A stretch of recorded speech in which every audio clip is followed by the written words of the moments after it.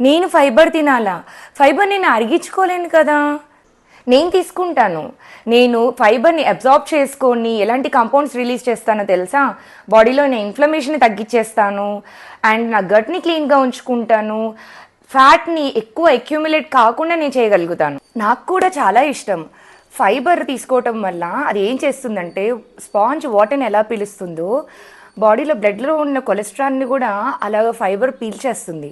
నిజం చెప్పాలంటే పప్పులు, కందిపప్పు, పెసరపప్పు ఇందులో ఉన్న ఫైబర్ అయితే ఇంకా మంచిది. బ్లడ్ షుగర్ని కంట్రోల్ చేయడంలో చాలా మంచిది. హంగర్ని తగ్గించేస్తుంది, క్రేవింగ్స్ని కంట్రోల్ పెడుతుంది. అన్నిటికంటే ముఖ్యమైనది మెటబాలిజంని టిప్ టాప్గా ఉంచుతుంది. వే ప్రోటీన్లో ఫైబర్ ఉంటుందా? లేదు లేదు. ప్రతి దాంట్లో నువ్వు ఫైబర్ని వెతకద్దు. ఫైబర్ అనేది ప్లాంట్ బేస్డ్ దాంట్లోనే ఉంటుంది. అంటే ఇప్పుడు నేను కూరగాయలు తినాలా?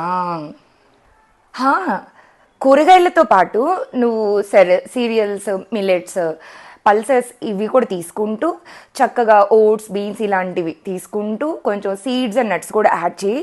ఖచ్చితంగా నీకు డైలీ రిక్వైర్మెంట్ ఈజీగా కవర్ చేయగలుగుతావు. ఫైబర్ తీసుకోవటం వల్ల మనం హెల్దీ అండ్ లీన్గా ఉండొచ్చు.